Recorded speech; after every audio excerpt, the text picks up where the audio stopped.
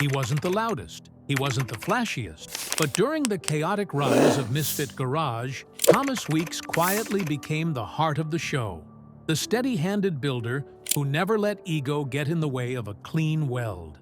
He was the calm in the storm, the guy who kept his head down and the builds moving while everyone else was yelling at the camera. And then he disappeared. No dramatic farewell, no final build, no public statement. One day, Misfit Garage aired what would become its last episode, and Thomas was gone. Fans were left wondering, what happened? This wasn't just any TV personality. Thomas was a fan favorite, the man with an old-school soul, a deep love for classic muscle cars, and a straight-shooter personality that stood in sharp contrast to the flashy chaos of the Gas Monkey Garage empire he broke away from. He didn't chase fame. He didn't stir up drama. He built cars, period. And that's what made his disappearance feel so strange. How does someone who helped launch one of Discovery's most talked-about automotive spin-offs vanish without a trace? Why did Misfit Garage end so suddenly? And why did Thomas, someone who seemed born for the garage spotlight, choose to leave it all behind? There are rumors, theories, and scattered pieces of the truth. But to understand what really happened to Thomas Weeks, we have to rewind. Before the spin-off, before the tension, before the cameras even started rolling. Back to the Gas Monkey Garage days, where it all began. Because this isn't just a story about a TV show ending. It's about a builder walking away from the machine, and what that decision cost him, and maybe what it saved. Before the chaos of Misfit Garage, before the fallout and the silence, Thomas Weeks was just another guy turning wrenches in a Texas garage, and then Fast and Loud happened. Thomas made his first appearance as part of the early Gas Monkey Garage crew. To fans of the show, he was a refreshing presence. While the spotlight often followed Richard Rawlings with his high-octane persona and business-first energy, Thomas brought something different: a deep love for the craft, a builder's mindset, and an unmistakable old-school Texas charm. He wasn't there to chase ratings or clash with egos. He was there for the cars. Specializing in American muscle from the 60s and 70s, Thomas had a particular fondness for Camaros, Chevelles, and Mopars. He could rattle off engine specs and body panel measurements from memory. While Richard negotiated deals and barked orders, Thomas was in the back, quietly making the impossible happen under a tight deadline. But behind the scenes, there was tension brewing. Thomas's laid-back, hands-on approach didn't always mesh with Richard's fast-paced, brand-centric empire. Rawlings was always pushing the Gas Monkey image, turning the garage into a marketing machine. Thomas, on the other hand, just wanted to build great cars. He didn't care about merchandise or media appearances. And that difference? It started to show. There were rumors of disagreements over build quality, creative direction, and camera time. Nothing dramatic on screen, but just enough friction that fans started asking, why isn't Thomas in more episodes? And then, just like that, he was gone. No announcement, no drama-filled exit, just a quiet disappearance. But that disappearance was just the beginning. Because Thomas wasn't done. He was just getting started. Somewhere else. When Thomas Weeks and Tom Smith were let go from Fast and Loud, it wasn't just a cast shakeup. It was the start of something nobody saw coming. A full-blown rebellion. In 2014, just months after their exit, Discovery greenlit a spin-off. It was called Misfit Garage. The name was fitting, a not-so-subtle middle finger to the polished, branded empire they had just been ejected from. Thomas and Tom joined forces to launch Fired Up Garage, and suddenly, The Misfits were back on screen with their own shop, their own show, and their own rules. Or so they thought. Misfit Garage wasn't supposed to be another Fast and Loud. It was rawer, less scripted, and more chaotic. There were arguments, busted parts, missed deadlines, and last-minute paint jobs. But behind the mayhem, there was heart. And that heart was Thomas Weeks. While Tom Smith brought the humor and the madness, Thomas grounded the show with real craftsmanship. He took every build seriously, obsessing over body lines, frame alignments, engine setups. He was the technician, the quiet leader. The one who reminded you this wasn't just for TV. This was real. But that authenticity came at a cost. From the start, there were battles behind the scenes. Discovery wanted ratings. That meant drama, faster builds, bigger personalities, tighter schedules. The reality of reality TV started to squeeze the crew. Budgets were tight. Deadlines were unrealistic. And Thomas, who had left Gas Monkey to escape that very pressure, was now staring it in the face again. Still, Misfit Garage had found its fans. People loved the underdog energy, the imperfection, the grit. But the cracks were forming. And as the seasons rolled on, Thomas seemed quieter, more withdrawn, less camera-hungry. He was building, but not smiling.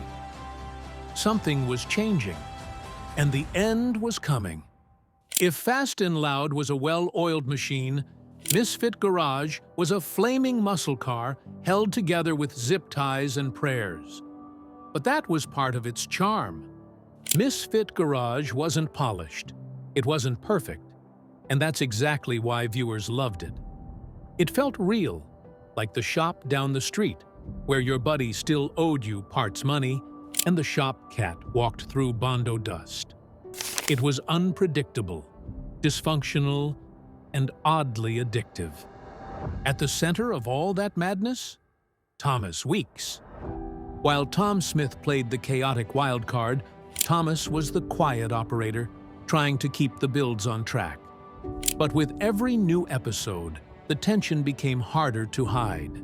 Schedules were rushed, parts didn't arrive on time, deadlines loomed like anvils, Discovery producers pushed for more TV moments, more breakdowns, more yelling, more spectacle. But Thomas wasn't that guy. He didn't throw tools, he didn't flip tables, he just kept building. Until the pressure started to take its toll. Midway through the show's run, fans noticed a shift. Thomas began pulling back. He had fewer one-on-one scenes. He didn't banter as much. The joy seemed to fade from his eyes. The show, once a passion project, had become just another production line. And then it ended. No announcement, no official finale, no wrap-up episode. One season quietly faded into reruns, and Misfit Garage was gone. Thomas didn't make a statement. He didn't trash the network. He just vanished. No interviews, no shop updates, no new show, just silence. And in that silence, the question grew louder. What happened to Thomas Weeks? One moment, Misfit Garage was running full throttle, and the next, nothing. There was no final build, no teary goodbye, no grand finale where the team shut the garage doors and rode into the sunset. The show didn't end with a bang. It just stopped. Discovery Channel never made an announcement. Fans waited for a new season that never came. Weeks turned into months. Social media slowed to a crawl. Thomas Weeks, once a familiar face in millions of living rooms, was suddenly nowhere to be found. No press release, no interviews, not even a quiet Facebook post from Thomas explaining the break. It was as if the curtain dropped in the middle of the play.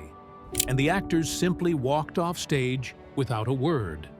But that silence said more than any headline ever could. To those paying attention, there were warning signs before it happened. Thomas had started looking tired. The spark he once had while talking about old-school Detroit iron seemed to fade. The joy of the builds turned into tension behind the eyes. His screen time shrank. He rarely joked like he used to. Behind the scenes, rumors swirled. Some insiders claimed the production had become too chaotic, too focused on conflict, not craft. Others said Discovery was slashing budgets, cutting corners, forcing drama into a show that was never supposed to be about theatrics, just cars. And for a guy like Thomas, who lived and breathed the real garage life, that kind of environment was toxic. So when the cameras finally stopped rolling, he didn't protest. He didn't fight for more seasons. He walked away. But fans didn't forget. They kept asking, "Where's Thomas? What's he working on now?" And slowly, the truth began to surface. Not on TV, but back where it all started, in the garage. After Misfit Garage faded into silence, Thomas Weeks didn't chase a comeback. He didn't start a podcast. He didn't join another reality show. He went back to what he's always been, a builder. Tucked away in Texas, far from the lights of TV studios and the chaos of network deadlines, Thomas returned to his roots. He opened up a small custom shop, not for publicity, not for content, but for the love of it. A place where the only deadlines were the ones that mattered, and the only drama came from stubborn bolts and misfit parts. Clients were loyal, but quiet. Most of them long-time collectors, hot rod enthusiasts, or small-town gearheads who just wanted their dream builds done right. No one in the shop was holding a boom mic. No one was yelling, "Cut." It was just Thomas, some tools, and the unmistakable smell of gasoline and metal. He worked primarily on American classics from the golden era, 60s and 70s Camaros, Chevelle, Roadrunners, and Darts. Cars with soul. Cars with history. The kind you don't rush just to make an air date. And Thomas didn't rush. He kept things low-key. No big Instagram reveals. No live streams. No YouTube channel trying to ride the algorithm wave. Most fans didn't even know the shop's name, because that wasn't the point. For Thomas, walking away from TV wasn't failure. It was freedom. The camera gave him exposure, but it also took something from him. The quiet satisfaction of a job done right, without noise, without timelines, without compromise. He got that back the moment the cameras left. And that's where he's been ever since, working not for attention, but for legacy. In the void that followed Misfit Garage's disappearance, speculation took over. Some fans wondered if Thomas had gone broke. Others claimed he'd had a falling out with Discovery Channel over money or control. A few whispered about health concerns or personal setbacks. But the truth, according to those closest to him, is more complex and more human. Thomas was burned out. Years of deadlines, of being told to add more drama, of sacrificing quality for air dates. It wore him down. What started as a passion became a performance. What was once about craft had become about conflict. And the show's chaotic format wasn't just exhausting, it was draining his love for the thing that had brought him to TV in the first place. He didn't just walk away from a show, he walked away from a system that stopped valuing what made him special. And even when opportunities came, offers to do new shows, digital spin-offs, even branded content, he turned them down. Not out of spite, out of peace. Because when you've tasted what it's like to build for yourself again, it's hard to go back to building for the edit. Thomas turned inward. He focused on family, on staying healthy, on finding the joy in work again. And in a surprising twist, he started mentoring a small group of younger builders, passing down the tricks of the trade without cameras watching, just as they were once passed down to him. No fame, no hashtags, just knowledge, tools, and time. And maybe that's the twist in the story no one expected. Thomas Weeks didn't disappear. He just got free. While the TV world kept spinning, Thomas Weeks found redemption in the last place fans expected: silence. There were no red carpets, no behind-the-scenes vlogs, just a man, a garage, and a second chance at doing what he loved without compromise. Away from producers and episode deadlines, Thomas reconnected with why he started turning wrenches in the first place: the joy of bringing old steel back to life. He wasn't just fixing up cars, he was fixing something deeper: himself. In private, Thomas began restoring not only muscle cars, but his peace of mind. He returned to long-form projects, the kind that take months, not days, breathing life into vintage Camaros, Chargers, and Impalas, with the kind of care that never makes a highlight reel, but changes everything. The kind of builds where every detail matters, even if no one's filming. What many don't know is that Thomas also started giving back in a different way. Word spread in the local Texas scene that he was helping younger builders, not with money, but with time. Quiet lessons, long afternoons in the shop, tips on how to read an engine's tone, or how to chase perfection on a panel line. He didn't post it. He didn't brand it. He just did it. And that's how he began rewriting his story, not through a comeback, but through contribution. Because legacy doesn't have to be loud. Sometimes it's handed down in a wrench, a word, and the patience to keep someone else from making the same mistakes. Thomas Weeks never asked to be famous. He didn't chase the spotlight, didn't fight for screen time, and didn't try to turn his name into a brand. But somehow, he left behind something even more powerful: a legacy. Ask any Misfit Garage fan what made the show feel real, and most will say the same thing. Thomas. He was the heartbeat, steady, grounded, and always authentic. While others shouted, Thomas built. While others played characters, he stayed exactly who he was. A guy who loved classic muscle and wasn't afraid to get his hands dirty. That quiet authenticity resonated, and it still does. Today, Thomas has a cult following that hasn't gone anywhere. Forums still ask about him. YouTube comments beg for his return. Fans show up at car shows just hoping to catch a glimpse. And the requests keep coming in. Start a YouTube channel. Drop a garage update. Just say something. But Thomas hasn't taken the bait. Because for him, fame isn't fuel. Building is. He doesn't need a comeback tour. He doesn't want to be a personality. He just wants to do the work, the real work, with real tools, for real people. And maybe that's why his legend has only grown in his absence. Because in a world full of noise and inflated egos, the ones who build quietly end up remembered the loudest. Thomas Weeks didn't go out with a meltdown. He didn't spiral. He didn't crash and burn.